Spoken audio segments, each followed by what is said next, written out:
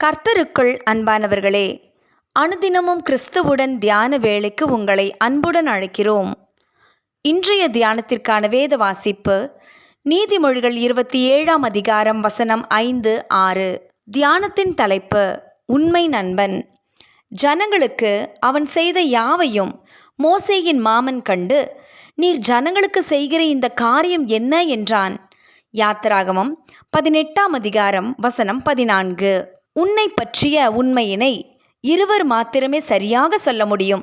ஒன்று, கோபத்தில் தன்னிலை மறந்த எதிரி. இரண்டாவது, உன்னை உண்மையாய் நேசிக்கும் உன் ஆருயிர் நண்பன் என்று அந்திஸ்தெனஸ் என்ற தத்துவ ஞானி அடிக்கடி கூறுவாராம்.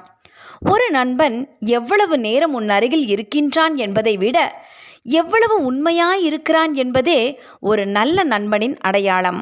மாமன் எத்திரோ மோசேக்கு ஒரு மெய் நண்பனாக விளங்கினார். பிறரால் செய்யக்கூடிய சிறிய காரியங்களையும் மோசே தனியாளாய் செய்து களைத்து விடுவதை கண்டார். மோசேயின் உடல் நலத்திலிருந்த அக்கறையினால் அவரால் அமைதியாய் இருக்க முடியவில்லை. உடனே அவர், நீர் செய்கிற காரியம் நல்லதல்ல என்று வெளிப்படையாக கூறிவிடுகிறார். நமது நண்பர்களிடம் உண்மைகளை எடுத்து கூறுவதில் ஆபத்துகளும் உண்டு.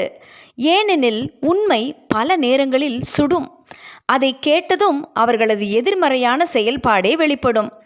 ஆனாலும் வேதம் கூறுகிறது, சிநேகிதன் அடிக்கும் அடிகள் உண்மையானவைகள், சத்துரு இடும் முத்தங்களோ வஞ்சனையுள்ளவைகள். நீதிமொழிகள் 27ஆம் அதிகாரம் வசனம் 6. உண்மையான நண்பனாக பழகுவது மிக கடினமான விஷயம்தான். நம்முடைய நண்பனுக்கு ஒரு கசப்பான உண்மையை எடுத்து கூற வேண்டிய நிலை வந்தால் அதை அவரிடம் சொல்லும் முன் தேவனிடம் ஜெபிப்போமாக. மிகுந்த தாழ்மையுடனும் அன்புடனும் அவருக்கு எடுத்து கூறுவோம். அந்த உண்மையை சரியான முறையில் நண்பனிடம் கூறுவதற்கு ஏற்ற சூழ்நிலையை தேவன் உருவாக்கி தர வேண்டுமாய் அவரிடம் கேட்போம். பவுல் எப்பொழுதும் வெளிப்படையாக ஆனால் கவனமாகவே காரியங்களை எடுத்து கூறினார். நீங்கள் எனக்கு பிரியமான பிள்ளைகள் என்று சொல்லி சரி பிள்ளைகளை சுட்டு காட்டினார். அதுபோலவே நாம் கூறும் காரியத்தை மற்றவர்கள் எதிர்மறையாக எடுத்துக்கொள்ளாமல் சிறந்த அறிவுரையாக கருதும்படி பக்குவமாக எடுத்துரைப்போமாக. ஜெபிப்போம், தயாராகுவோம், பின்னர் செயல்படுத்துவோம். நம்முடைய நோக்கம் அல்ல, நம்முடைய செயல்பாடே உண்மை நண்பன் என்பதை வெளிப்படுத்துகிறது. நமது நல்ல நோக்கம் செயலில் வெளிப்படும் போதுதான் அது சிறந்த பலனை தரும். எனது நண்பன் எப்படிப்பட்டவனாக இருந்தாலும் நான் எனது நண்பனுக்கு வெறும் நண்பனாய் இருக்கிறேனா அல்லது உண்மை நண்பனாய் இருக்கிறேனா? ஜெபம் செய்வோமா?